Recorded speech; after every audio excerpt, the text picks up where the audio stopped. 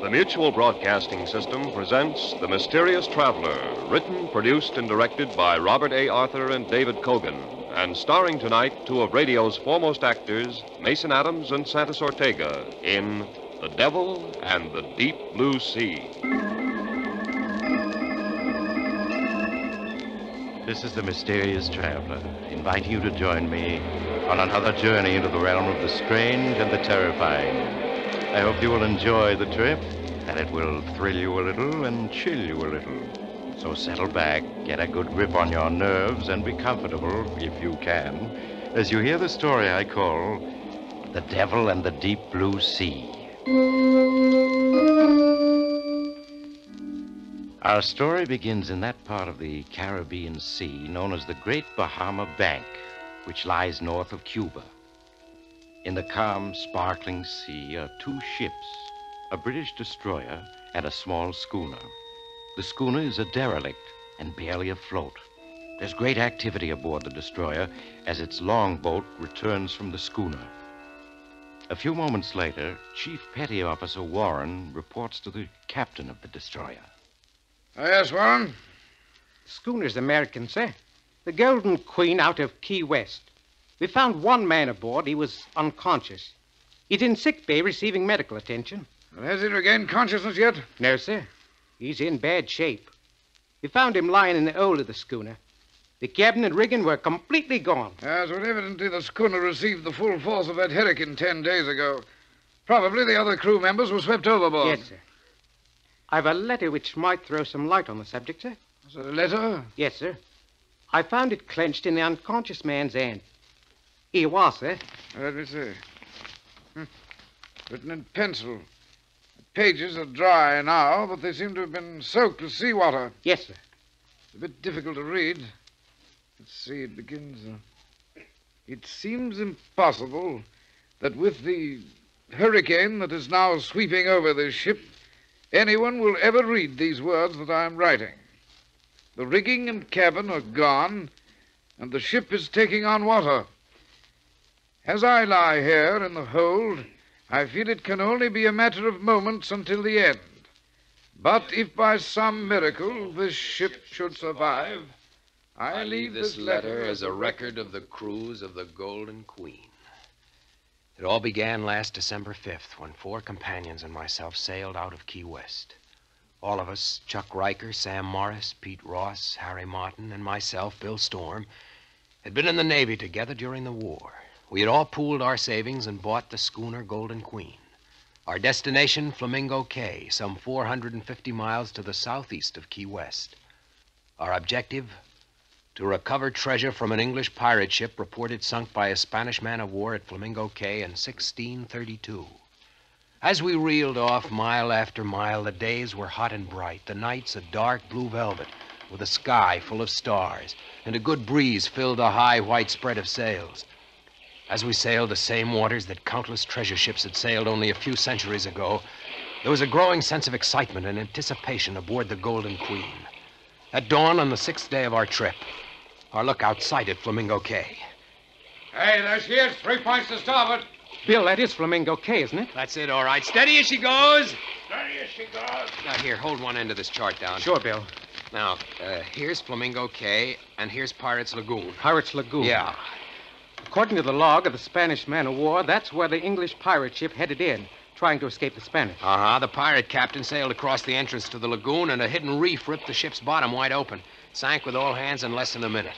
And with all its stolen treasure still aboard. Yep. If that 300-year-old log of the Spanish man-of-war is right, the pirate ship is on the bottom of that lagoon directly ahead. That lagoon is sort of big, isn't it? Yeah, it isn't going to be easy to locate the wreck. Steady as she goes! A few minutes later, the Golden Queen drove through the small opening in the jagged ring of reefs and and slid into the calm, smooth water of the lagoon. The anchor chain clanked as the big hook splashed into the water and found bottom. We had arrived at our destination. That afternoon, we lowered a small boat and began the tedious job of rowing back and forth across the lagoon, peering down into the crystal clear water, looking for some indication of the wrecked pirate craft. Our eyes began to ache from the reflected sunlight as we scanned the bottom of the lagoon hour after hour.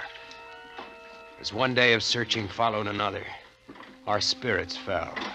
It was on the 6th day that our luck changed. Hey, stop rowing. Bill, look. What? I don't see a thing. Now, keep looking at the bottom where I'm pointing. Well, it just looks like a large mass of coral covered with marine growth. Yeah, that's all it is. Yeah, but the marine growth. Can't you see the muzzle of a cannon sticking through? Hey, you may be right. It does look like the muzzle of a cannon. Do you think that marine-covered mass could be the... Sure, it's the pirate wreck. Sam, I think you found it. Chuck, drop a buoy to mark the spot. Right, Bill. Now let's get back to the Golden Queen and get the diving equipment ready. This may be it. An hour later, I was in the diving suit. Sam gave the helmet the 8th turn that fastened and locked it. The faceplate was slammed shut, and I could feel the air coming through my lines from the pump. I stepped onto the diving platform, and a moment later was descending into the clear, warm water. Fish of all colors darted about me as I was slowly lowered. My weighted boots struck bottom at 130 feet. Following the beam of light over my helmet, I peered into the wall of water around me. Suddenly, my heart began pounding with excitement. For less than 200 feet away was the large marine-covered mass of coral. I began to cautiously make my way toward it, keeping a careful eye out for sharks and morays which abounded in these waters. As I made my way closer, I could clearly see that the marine growth covered an old hulk. The ship lay on its side with a huge, gaping hole in the broken hull. Scattered on the floor of the lagoon were ancient barnacle-encrusted cannon, guns, and timbers. Beyond a doubt, it was the wreck of the English pirate ship. I signaled on my line, and Sam sent down the explosives that were to be used to blast the hull. I wasted no time in planting the charges in the hull.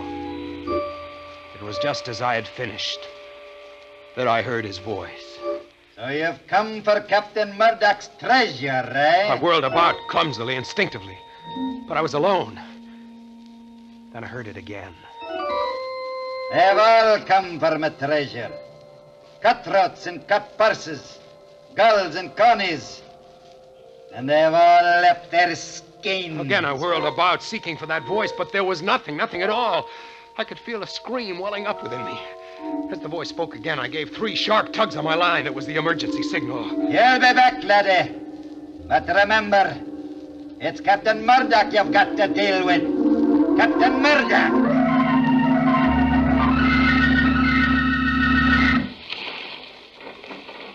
Keep the pumps going, Pete, until I get the faceplate open. Okay. Hey, Bill, what was wrong? Why'd you give the emergency signal? He's as white as a sheet. Bill, what happened? Was it an octopus? An octopus? Yeah. Yeah, sure, these whalers are full of them. You should have taken a settle and torch down with you. They don't like torches. Yeah. You just take it easy for a while. Bill, did you plant the explosives? Sure. Pete, detonate the explosives. Okay, here goes. They didn't go off. Bill, you sure you made the connections? I made them all right. Well, they must have gotten loose. We'll just have to try again. What about my going down? No. Why not?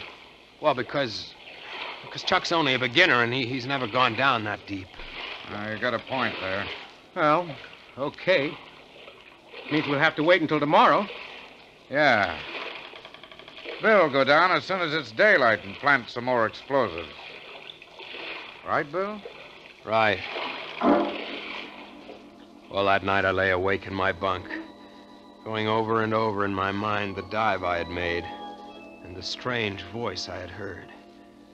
I kept telling myself that it had been an hallucination. That must be it.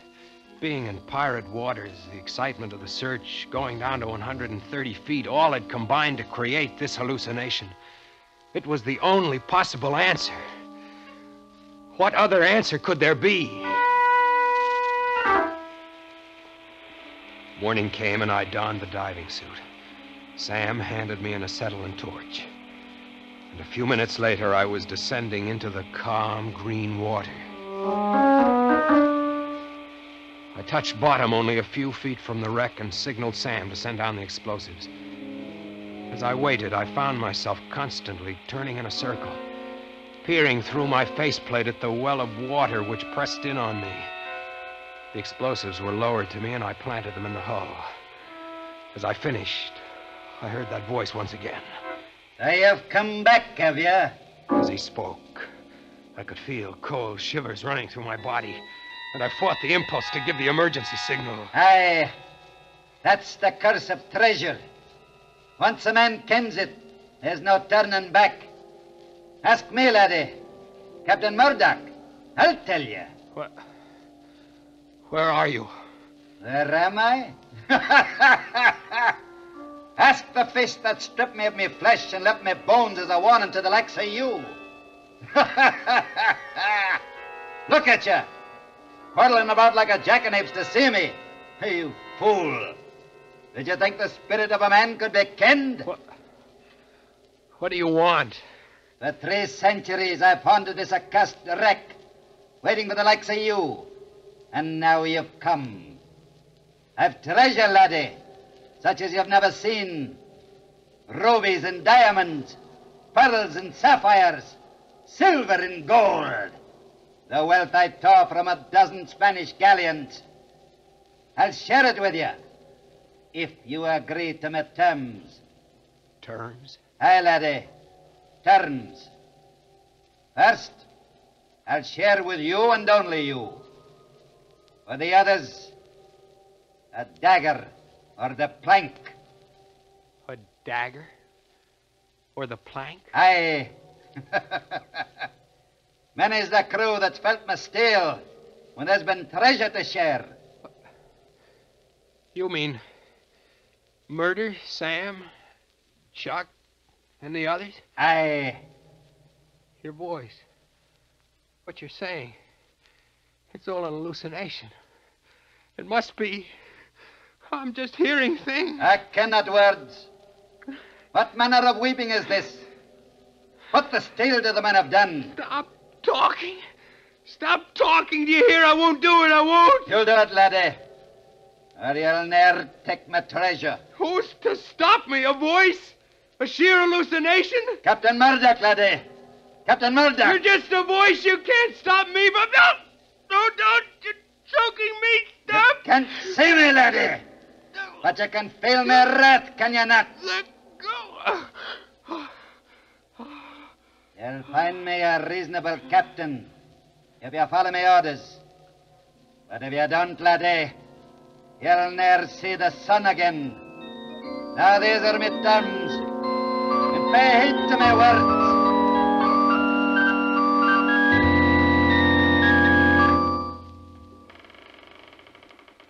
How is he, Sam? He's just coming to. All right, take it easy, Bill. Just lie where you are. What happened? Well, I signaled you while you were on the bottom, but you didn't answer, so we hauled you up, but fast. We didn't even stop for decompression stages. It made you pass out. I don't know. Maybe your airline got snarled in the wreck. Maybe. Did you plant the explosives? Yeah. All right. Pete, detonate it. Okay, hang on to something.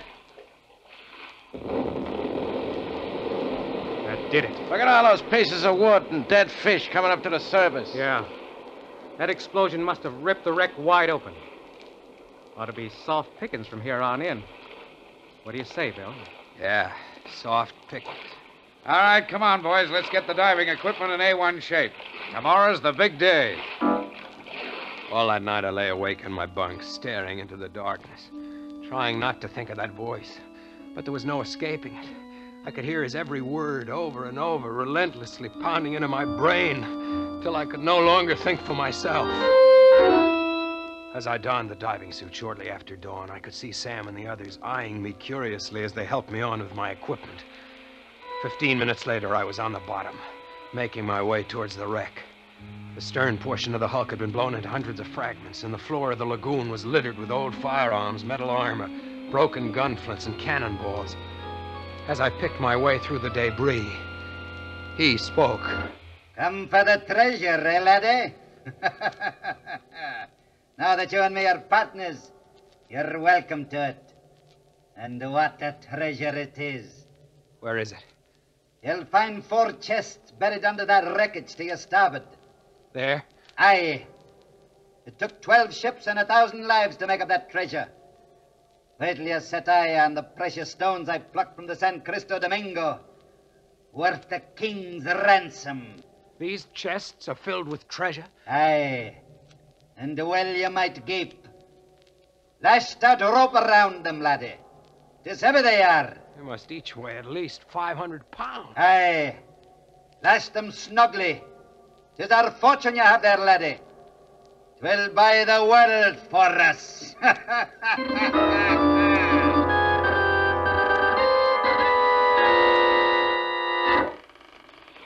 All right, hold still, will you, Bill? I'm trying to get your helmet off. There.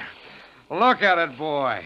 4 chests, Bill, filled to the brim with jewels and gold. Just look at it. Sam, how much do you think it's worth? Oh, 5 million, maybe 10, even 20. Who knows? Look at this diamond. Why, it's the size of an egg. There's no telling what it's worth. And some of the other diamonds are almost as big. Boy, we really hit the jackpot. Why, Bill, what's wrong? You haven't said a thing. I guess I'm tired. Help me out of this suit. Why, sure. Give me your hand, boys. This is the guy who did it for us. He sure did. I don't mind helping you, but this is hardly the kind of work for millionaires. Now you're talking, Pete. And, boy, just as soon as we get Bill out of this diving suit, we'll weigh anchor for Key West. Swell, I gotta... No. What do you mean, no? Let's stick around so that I can make another dive tomorrow. I may have overlooked a couple of chests. Well, that's hardly likely. Oh, you've done enough diving, Bill. I don't mind telling you that you've had us all worried these past couple of days. Yeah.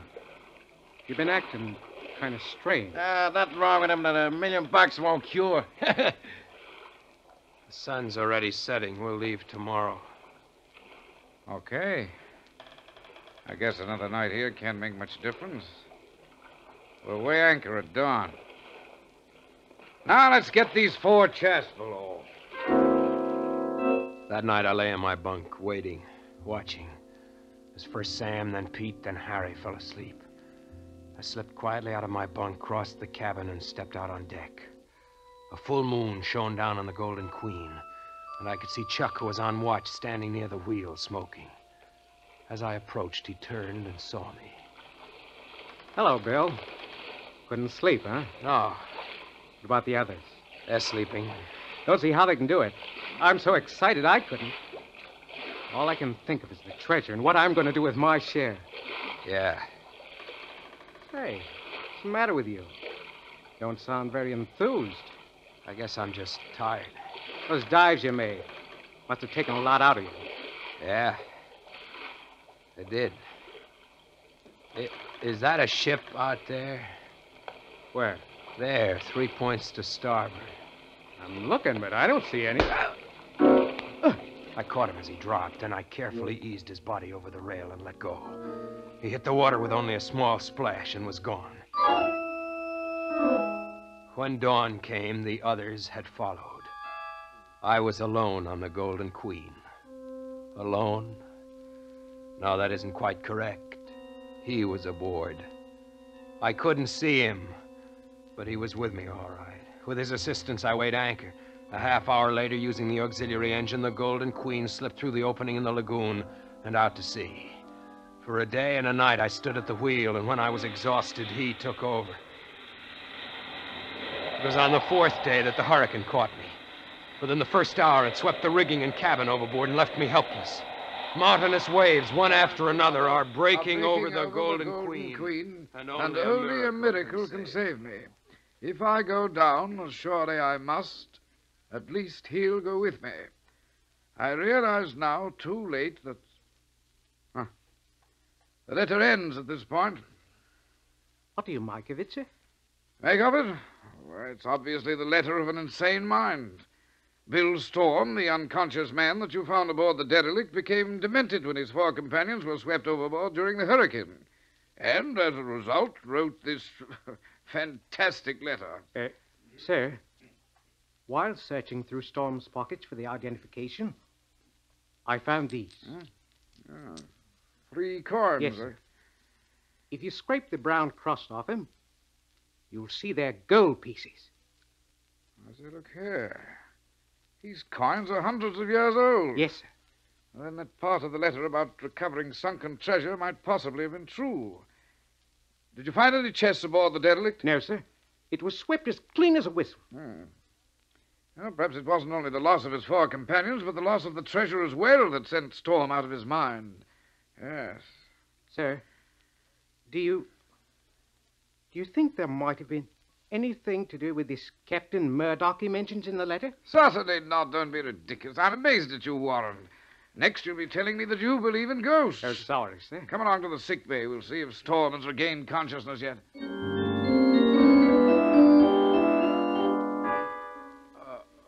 This fellow Storm, he seems to be regaining consciousness, sir. He's opening his eyes. Can't make out where he is. All right now, Storm. Just lie quietly. Don't try to speak. You're quite safe now. You're aboard a British destroyer. The doctor says you're going to be all right. He's trying to say something, sir. No, don't try to speak, Storm. Just lie quietly and take treasure. What was that? He was asking you, sir, about the treasure.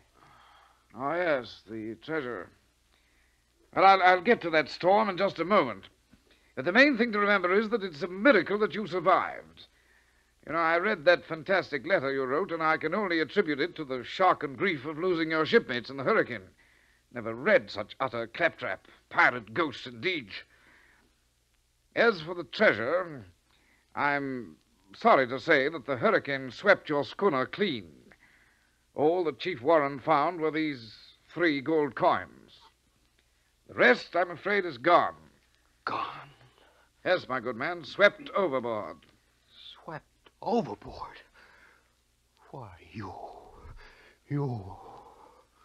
You sniveling, perfumed, white-bellied girl. Do you think the likes of you can keep my treasure from me? Ask the others that tried it. Black Irish, Billy Bones, the Frenchman, Captain Bull. They felt my steel and left their bones to bleach in the sun.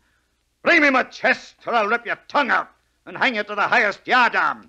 As sure as my name is Captain Murdoch. My good man, go with me. You're out of your mind. Warren, help! Steal Captain Murdoch's treasure, would you? Let's see out of the world, laddie boy. break his grip, As I did the sir. others. Help! You'll never keep Murdoch's treasure. No, you struggling laddie. You're done for.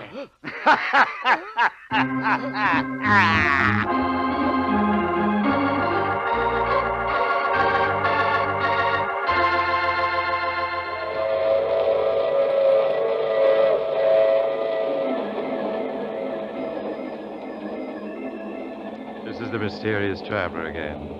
Did you enjoy our trip? Or was the captain of the British destroyer choked to death? Oh, no, he was saved. But he's never been the same since. As for poor old Bill Storm, well, he's now safely under lock and key. He still speaks in 17th century English and insists he's Captain Murdoch. And now and then, he buttonholes one of his attendants and whispers of fabulous loot to be won on the high seas through piracy. But so far, he's been unable to muster up a crew. That reminds me of next week's story, The Accusing Corpse. It's about a murderer who discovered that the dead sometimes arise from the grave to... Oh, you have to get off here. I'm sorry. But I'm sure we'll meet again. I take this same train every week at this same time.